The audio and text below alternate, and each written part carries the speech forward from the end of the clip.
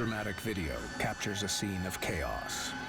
You've got this trail of people coming away from the aeroplane.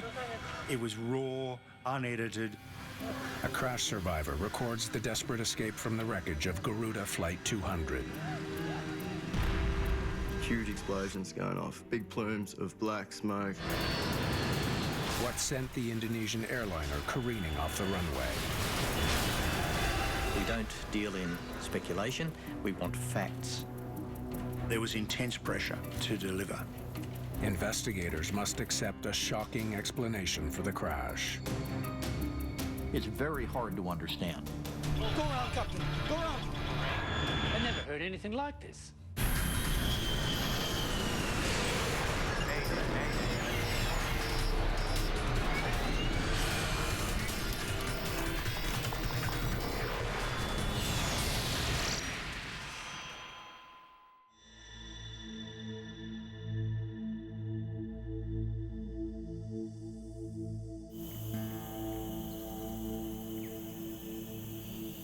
It's early morning on the Indonesian island of Java.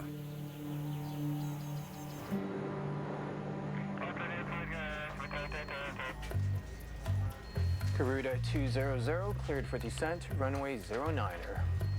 Surface wind is calm, visibility is 8 kilometers. A Boeing 737 flies high overhead. Copy that, runway 09er. Wind's calm, visibility 8 kilometers. 27,000 feet. 27,000. The crew of Garuda Flight 200 is getting ready to land. All right, you can go ahead and proceed with the landing checklist. Landing lights on. Approach frequencies check. Indonesia is made up of 18,300 islands, so air travel is incredibly important. Garuda is critical to the aviation infrastructure. Fasten seatbelt light is on. There are 133 passengers in the cabin today. They're nearing the end of a short flight from the Indonesian capital of Jakarta, 500 kilometers southeast to the city of Yogyakarta. Most of the passengers are Indonesian, but there's also a group of Australian journalists. They're covering a state visit by Australia's foreign minister, who's traveling on another plane. Relationship between Australia and Indonesia are often strained. So whenever a minister, a head of state, visits that country, there's a heightened interest from the media, and so we had a large media contingent following. Kyle Quinlan is also headed to Yogyakarta. He's an Air Force security officer, part of the foreign minister's advanced security team. I was working for 34 VIP Squadron. They're the guys who look after the security for Prime Minister, the heads of government and stuff like that. We had to travel internally on civilian aircraft. The plane is about 15 minutes from touchdown. Speed is 320 knots. Okay, when we're cleared, we approach runway 9, course 088. Captain Muhammad Marwoto Komar has been with Garuda for 21 years. Approach flaps 40, auto brake 2. With airspeed approximately 141 knots. On landing, parking stand to the left. As they near the airport, he briefs First Officer Gagum Rakeman on the final steps needed to get their plane on the ground. Understood. Approach briefing complete. This was a typical day out for these pilots. Captain was very experienced, the co-pilot a little bit less experienced, but certainly just another day at the office. A short flight, easy.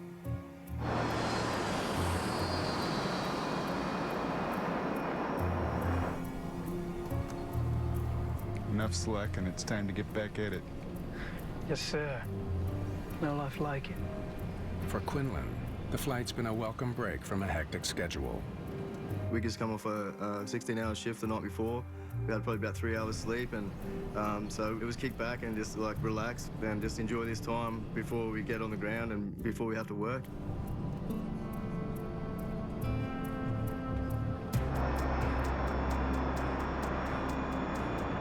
The plane is less than 25 kilometers from the airport. Whoa, strong wind. They hit some slight turbulence. What will challenge you in tropical latitudes close to the equator is the fact that the weather there has a greater exchange of heat, and therefore you're going to get more wild winds. And you've got to be on your toes as a pilot. Garuda 200, you're clear to approach runway 09er. Let me know when you have the runway in sight. Copy that.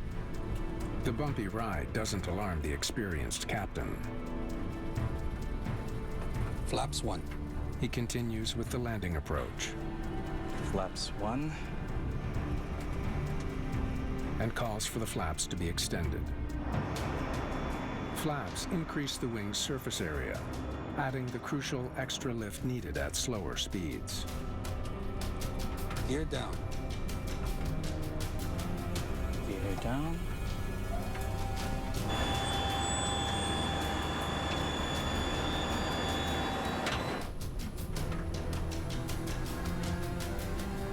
They're now less than 3,000 feet above the runway. Flaps 15. You're in this position of taking this big bird and putting it into a slow enough airspeed with enough configuration on flaps and landing gear and so on that you're a little bit vulnerable. As the plane descends, Quinlan begins to feel uneasy. His Air Force training tells him something's not right. When you travel on aircraft so frequent, you become aware of your surroundings, and for me it was when we were descending and looking out the window and thinking we're not supposed to be at this height for how fast we were going. Something's off, huh?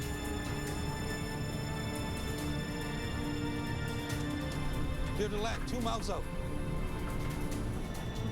Quinlan can't shake the feeling. The plane's dropping too fast. When I realized something really bad was going to happen, I turned to my boss and I said, We're going in. Okay, then.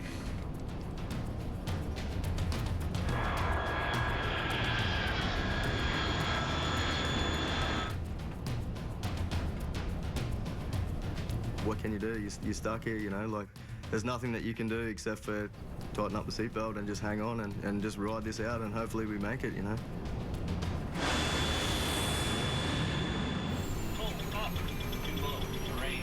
Whoa. Go around, Captain. Go around.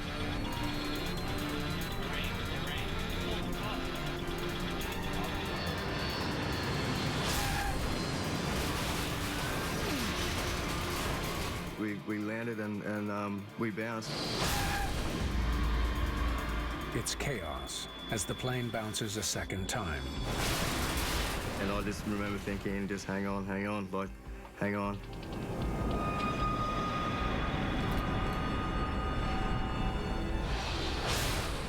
Then, a third impact, and the plane isn't stopping. We're scraping on the belly. I can hear the wings, the engines, everything.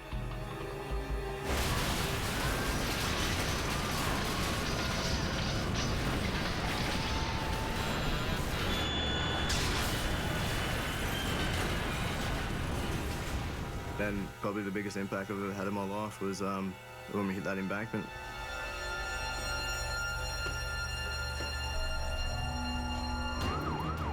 Emergency crews race to the crash site. But the 737 has careened off the runway into a swampy rice field. Getting vehicles to the site won't be easy. When you've got a crash that occurs in the middle of an airport where there's plenty of access, it's one thing. But when it's out off the airport side, in this particular case, in a rice paddy, very limited access, it gets almost exponentially more difficult.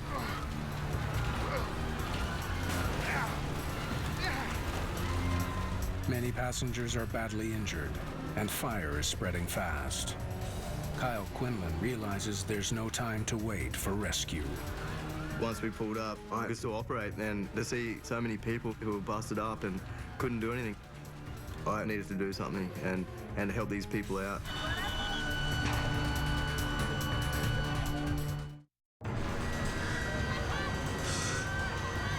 Inside the burning fuselage of Garuda Flight 200, Kyle Quinlan struggles to get out. Fire is blocking the nearest exits. The whole plane is just, there's all just the glow and the heat coming from the right side of the aircraft. If the fuel tanks ignite, the plane could explode. But firefighters can't reach the crash. Anytime you've got the possibility of fuel, you need fire suppression right there, right now, because you've got massive flames at 1,800 degrees, and you've got a lethal situation. Quinlan still can't get out. Turn to the left, jump across, grab the emergency exit with another Indonesian guy and crack the emergency exit. Passengers scramble out the door.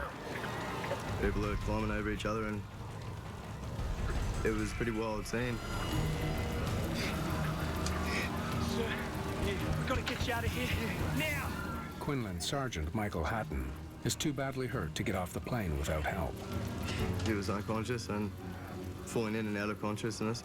So I carried him out, jumped off the left wingtip into a rice paddy, and then so we sunk up to sort of knee deep in water, about 100 metres away from the aircraft. There was a hut. I just grabbed my boss and carried him there. I'm all right, yeah. I'm all right. I can't. We all right here? I can see his injuries. They're not life-threatening. So look, you be right here. I'm coming back for you. You be right. Coming back. Off I went and went back to the plane. Freelance cameraman Wayne Sukarta also makes his way off the plane. He soon begins capturing dramatic images of the aftermath. We've got the cameraman grasping for breath. We've got him staggering around away from the aeroplane, filming as he went. And you've got this trail of people coming away from the aeroplane. It was raw, unedited, and it was a real sense of being there.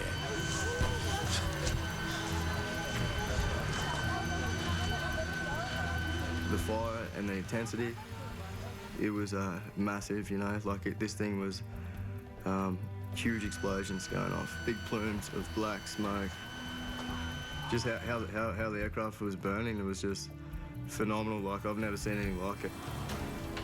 Back on board the plane, Quinlan helps more passengers escape a cabin that's fast becoming an inferno. A lot of people were not in a condition to be able to do anything, so I'm in a condition where I can assist. I'm going to assist. I'm going to do the best I can and help, you know. The scene was one of chaos. On one hand, you've got lots of officials not knowing what to do. On the other side, you've got passengers almost looking after themselves and rescuing each other, coming away from the wreck. You've got emergency services who can't get to the aeroplane because of the terrain, because of the ditches and the rice paddies. It really was chaotic. Of the 140 passengers and crew on board, 21 people have been killed. Clearly, you knew that people were not going to survive this. It's almost a miracle that so many did survive. Sukarta keeps rolling as crash survivors, including Kyle Quinlan and Michael Hatton, arrive at a nearby hospital. Australian Air Force. Air Force. There was just stretchers and everyone over the floor, you know, and it was just a big shock to me. Just so many people. Within hours, Sukarta's dramatic footage is broadcast around the world. The public response to that footage was overwhelming. Millions and millions of hits on YouTube. Television stations around the globe picked it up, and it was repeated continuously for days after the crash. At the crash site, investigators from Indonesia's National Transportation Safety Committee, or NTSC, faced the enormous task of piecing together what went wrong. Aircraft debris is spread all along the plane's deadly trajectory, from the runway to where it came to rest in the rice field. An airplane is basically an aluminum eggshell. It is incredibly strong when it's used the way it's designed to be used. But if you skid it off a runway at high speed, it's not going to stay together. Alan Stray of the Australian Transport Safety Bureau joins the investigation. What do you got so far? We have to establish where did it touch down, were there any runway marks, did it bounce, did it skid, what are the distinguishing features on the runway that may help us build a picture of what was happening at the time of the accident. Let's get the full team out to runway 9. Stray knows that the families of the dead are already demanding answers. Because there were so many international people on board this aircraft, some of whom had died, there was intense pressure to deliver.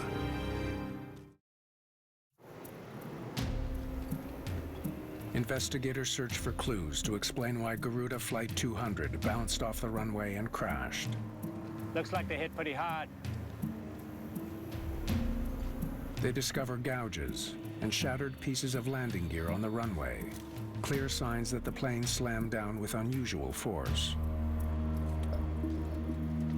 The nose wheel digging in and fracturing was indicative of a very hard G-force on that impact.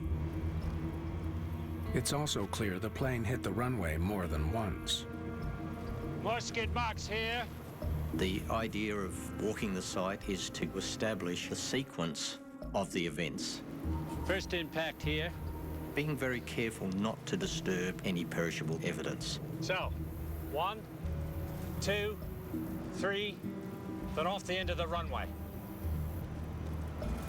There was a lot of questioning and trying to establish why did the aircraft bounce.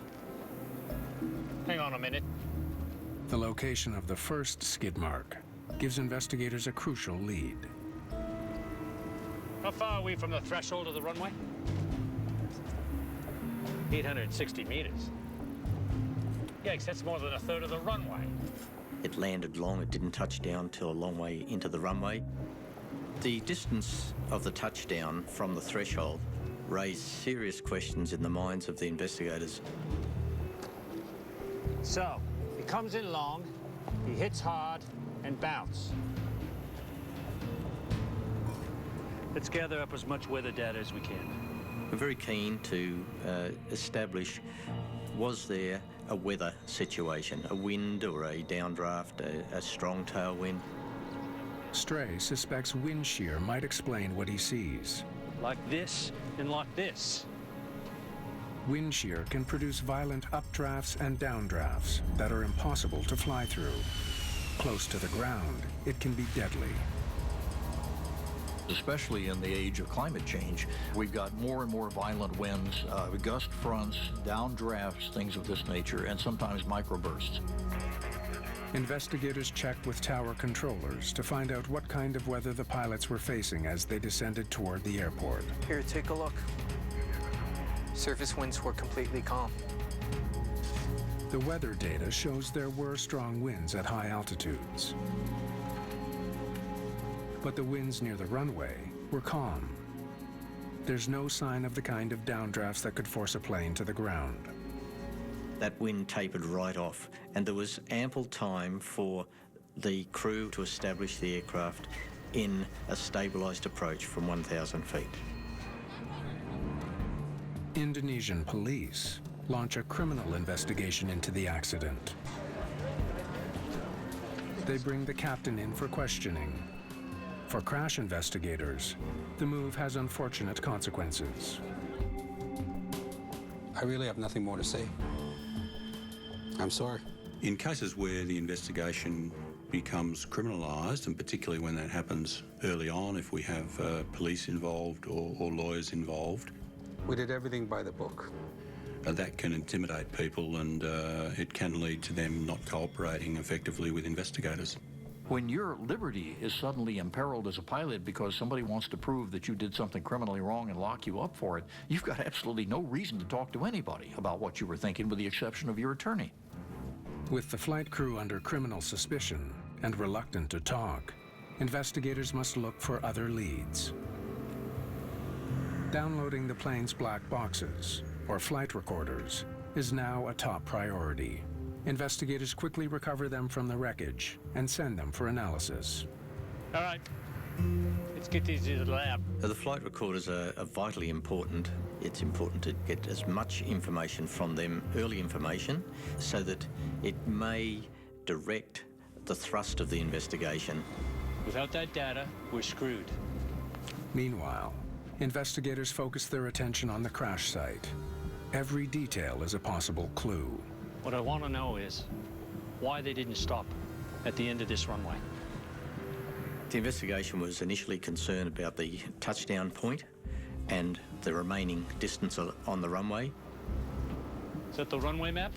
They wonder if, after coming in long, the plane simply didn't have enough runway left to stop safely.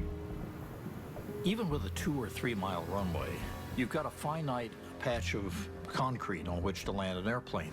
He touched down here, 860 meters from the threshold.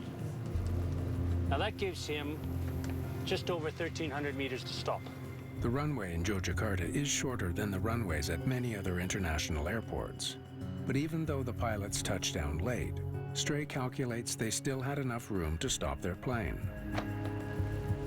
He had more than enough runway.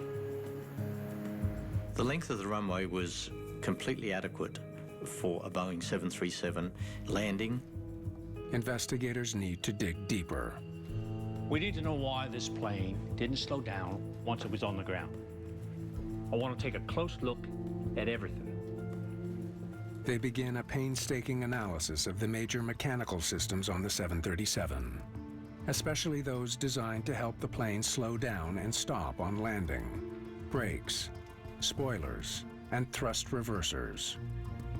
Was there a mechanical failure? Looking at the performance of the aircraft, was it physically possible for the aircraft to stop? The careful analysis of the plane's mechanical systems provides a potential breakthrough. I think we got something here.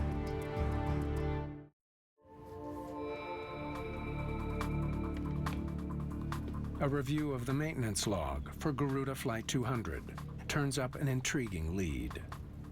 There had been a write-up on a couple of occasions of thrust reverser failure, on one thrust reverser.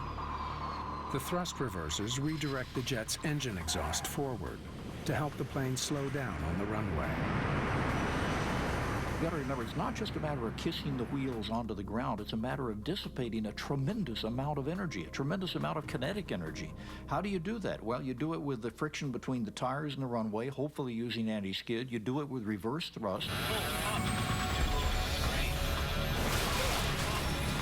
We're not stopping! No thrust reversal! Investigators wonder if a malfunctioning thrust reverser explains why the crew couldn't stop before they ran out of runway. Full brake! At the end of the day, you still have to dissipate all that energy, and if you don't have enough room to do it, you're off the end.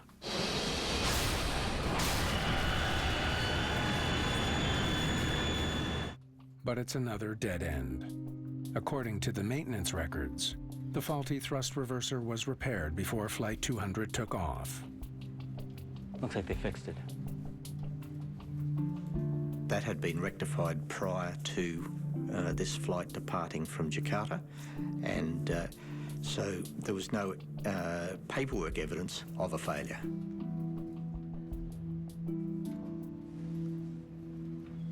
Investigators are going to need another lead.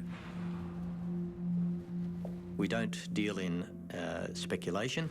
We want facts. The facts so far are limited. The 737 careened into a rice field after slamming to the ground almost a third of the way down the runway. The question is why? Was the plane configured properly? Perhaps there was something wrong with the wing flaps pilots rely on for landing. The flap system on a modern jetliner like a 737 create greater lift. And that means that we can approach an airport, or we can take off from an airport with a much lower and safer airspeed. The team scrutinizes the mechanical rods, or screw jacks, that move the flaps. We needed to look at the flap setting. What flap setting can we establish from the wreckage? We measured the screw jack extension to establish what the flap setting was. What they find is astonishing. Doesn't look like the flaps are all the way out. The screw jacks show a flap setting of just 5 degrees, not nearly enough for a safe landing. We just could not believe that the aircraft would have landed with only 5 degrees. To provide enough lift on landing, the flaps of a 737 are usually extended step by step from 0 all the way to 40 degrees as the plane slows and descends toward the runway. It's hard to overstate the value of the flap systems on a modern jetliner. Investigators aren't sure how the flaps ended up at only 5 degrees. The flap mechanism was damaged in the crash and may have moved on impact. To be certain of how the flaps were set, they need to know what's on the flight recorders. We need that data from the black boxes. Some of that data is proving elusive. Australian technicians have been unable to download the cockpit voice recording. It's a huge blow. If you don't have access to the CVR for whatever reason, then it's very difficult to understand what went on in the cockpit. Desperate to hear what's on the device, investigators send it to the U.S. manufacturer, hoping experts there can recover the recording. So steps were taken to hand carry the recorder to the factory so that the data could be downloaded. Crash investigators are having better luck with the second black box, the flight data recorder. They've managed to download all of its stored information. We were able to get information about the flap settings, the speed on the approach, the thrust reverser deployment, the dynamics of the approach and landing itself. The data reveals the 737 was coming in for its landing blazingly fast. Flight 200 hit the ground at over 400 kilometers an hour, more than 160 kilometers an hour faster than normal. We're not stopping! This is a ridiculous amount of speed to approach an airport with the intent of landing. The plane's speed at impact is so fast, it bounces twice before skidding into the rice field. The speed of the aircraft on short final and on touchdown is so excessive, there was no way it was going to stop.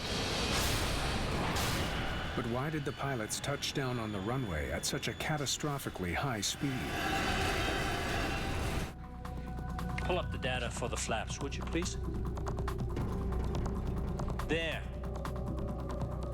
The flaps were set for 5 degrees. Never more than 5 degrees.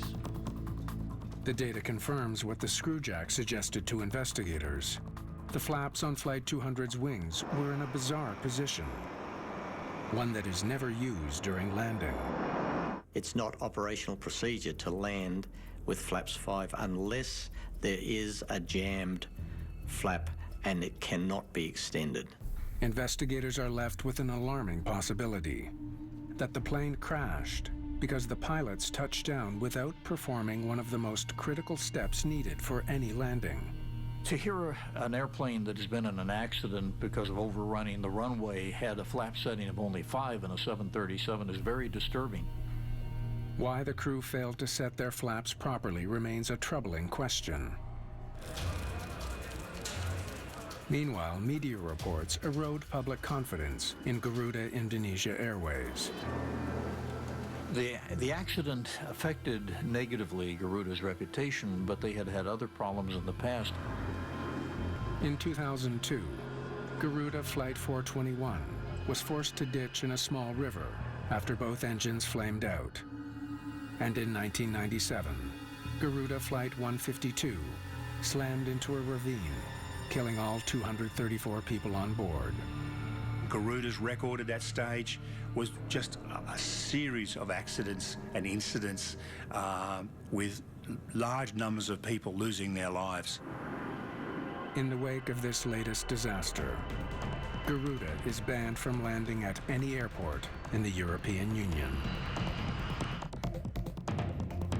The fate of Indonesia's national airline could be at stake if investigators can't figure out what went wrong on board Garuda Flight 200.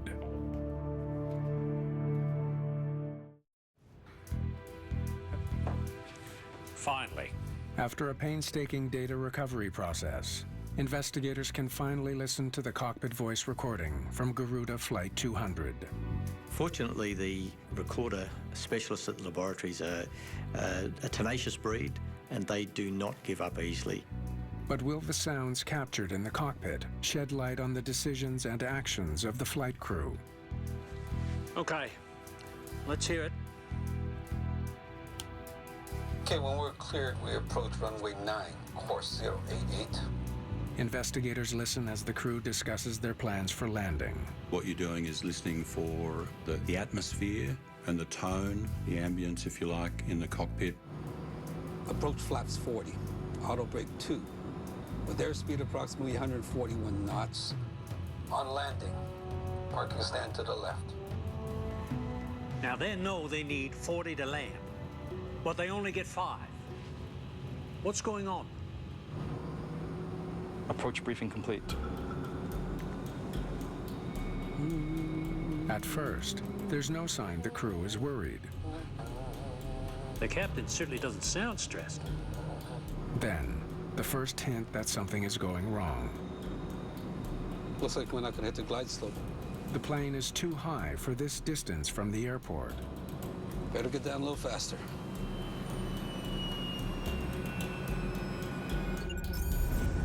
To land smoothly, planes need to lose enough speed and altitude to descend gradually and meet the runway at a shallow angle. Flight 200 is much too high. Okay. He's a bit behind, but it shouldn't be a problem yet. Stray compares the descent of Flight 200 with the flight path they should have been flying. It is not unusual to be a little behind in terms of slowing down, and especially in terms of descending. And sometimes you find yourself high and fast, and you've got to make a decision. He definitely has some work to do if he hopes to get on track. Check speed, flaps 15. Flaps 5. Captain is calling for flaps 15. Why is he saying flaps 5? Flaps 15. Something is very wrong in this cockpit. Check speed, flaps 15. The captain repeatedly tells the first officer to increase the flaps to 15 degrees. But the first officer never moves them past 5 degrees. Flaps 15. It's like they're not even in the same cockpit. Landing demands precise crew coordination. But as they speed toward the runway, the captain and his first officer seem to be ignoring each other. There's a lot of evidence that this crew was not thinking it through. They weren't situationally aware. They weren't communicating. Okay. First things first. Why did the first officer ignore the captain and leave the plane at flaps 5? It's very perplexing. If you've got professional pilots, we can make mistakes, but usually that's why we've got 2 people up there, so one catches the other. Investigators suspect the high speed at landing explains the first officer's decision not to increase the flap setting. Way too fast for flaps 15. Flaps can be damaged by excessive drag, and when the captain calls for flaps 15, the plane is speeding at over 250 knots, much too fast to safely extend the flaps any further. Flaps 15. The plane is moving so quickly that wind drag could tear the flaps right off the wings if the flaps are extended past 5 degrees. I can very well understand why the first officer did not comply on going to flaps 15. They're grossly overspeeding flaps 5. First officer was exactly right in not putting them down. All right, they were moving too fast to deploy the flaps. But why didn't the first officer say something? Tell the captain to slow down. One of the issues was that he didn't communicate his reasoning for not responding to those commands for flap 15. He didn't communicate that to the captain. When you take a pristine Monday morning quarterback look at this, regardless of airline, regardless of culture, it's very clear that the co-pilot should have said, "Captain, I got the airplane." But what it tells me here is that this co-pilot did not feel that he could speak up one way or another. Even more bizarre, why didn't the captain react to the loud alarm sounding in the cockpit just moments before the first impact? Go around, Captain! Go around! Landing checklist completed, right? It's a tough one to ignore. There's nothing subtle about it. The ground proximity warning is a clear signal to a pilot that he's flying dangerously low. Well, there were 15 ground proximity alerts and warnings during that final stage of the approach. When a crew member hears that, there should be instant action. Instead of aborting the landing, the captain does something that baffles the investigators. Go around, Captain! Go around! Landing checklist completed, right? He asks the first officer if the landing checklist is complete. Landing checklist? I never heard anything like this. When the co-pilot called for the captain to go round and the captain responded, "Landing checklist complete," it was just something that we could not understand. I was appalled. This was industry worst practice for crew resource management. A pilot ignoring 15 warnings, ignoring 2 pleas by a co-pilot to go around, and landing 79 knots too fast. This was atrocious. For investigators, the question remains, why did the crew continue with a landing that was clearly heading for disaster? Personnel files reveal both Garuda pilots are fully licensed and certified. The captain, in particular, has many years of experience. But his dangerously fast landing attempt and the poor communication in the cockpit lead investigators to question the quality of the crew's training. So there was a much deeper look at what training had been provided to the crew. Weak situational awareness and coordination. Poor communication. Unstabilized approaches. A review of training records for the entire airline uncovers a disturbing detail. This is not the first Garuda crew to have problems with a routine landing. We noted that in 2001, an analysis had been conducted and there was a number of instances of unstabilized approaches or fast approaches by crews. The finding shines new light on what happened in Yogyakarta. Investigators may finally be zeroing in on the cause of the Garuda 200 disaster. Play that last bit again for me, would you please? Investigators believe Garuda's poor training record helps explain the deadly landing in Yogyakarta. High-quality training for pilots is absolutely critical, especially when they face a crisis. It's one of the few things that can help a pilot avoid a strange psychological phenomenon known as fixation. Fixation is when we are focused on completing a task to the exclusion of other things that may be going on around us. When you see people as egregiously ignoring all the warnings and the systems and the bells and the airspeed and everything else here, you've got people who are fixated. Nothing was getting through to this guy.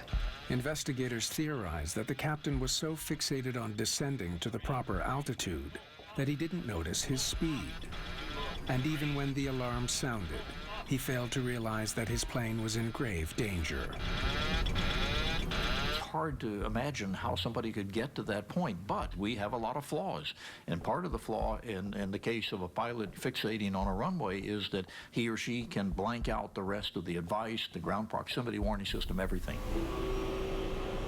Training helps combat fixation by reinforcing standard procedures designed to ensure pilots can break the spell and take in the information they need.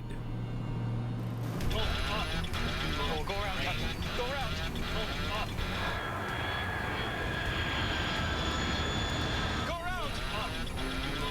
safety checklist completed, right? Better training might also have helped the first officer overcome his reluctance to correct the captain's mistake. Without question, if the captain wasn't going to respond by going around, which is what he should have done instantly and hearing whoop whoop pull up, the co-pilot should have said, "I've got it," and done the same thing.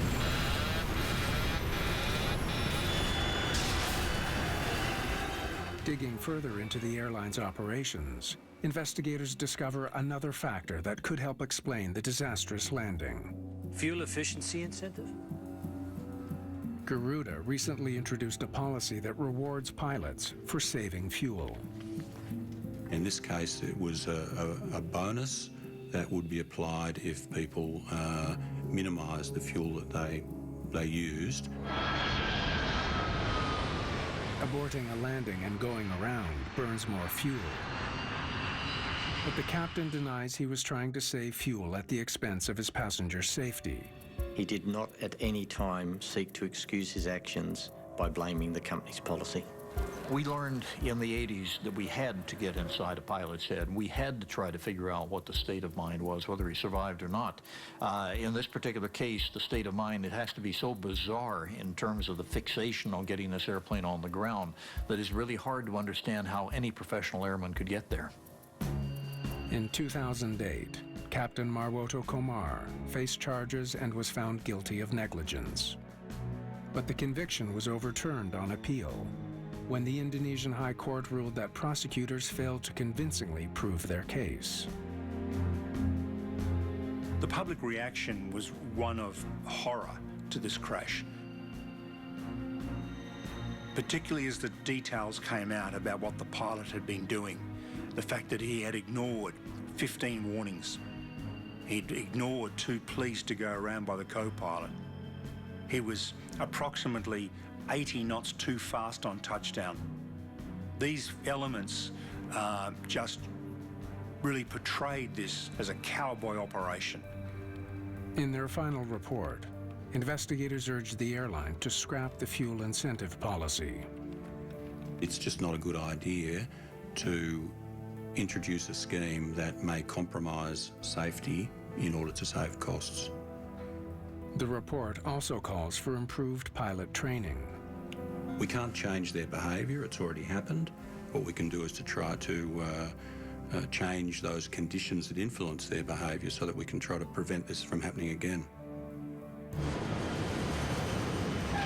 In the aftermath of the Garuda 200 disaster, the airline overhauled its training and safety protocols. The European ban on Garuda was lifted 2 years after the crash, and today it is a safer airline than it has ever been. In any investigation, it's most important to have remedial safety action taken at the earliest possible time. And this was done, and Garuda was very responsive. The impact this crash had on Garuda was a watershed. They completely went through the operations department, the flight department. They've changed everything about the airline. It went from a pariah in the industry to a well-respected airline today. But for the survivors of Garuda Airways Flight 200, difficult memories remain. It took me 3 days before it caught up with me.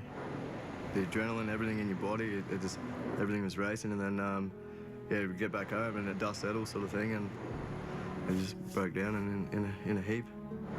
In recognition of his heroism, Quinlan is honoured with one of Australia's highest awards, the Bravery Medal. I was blessed that I can still walk. I can help people, and I just tried to help people the best that I could. You always want to do more, though. That's the thing.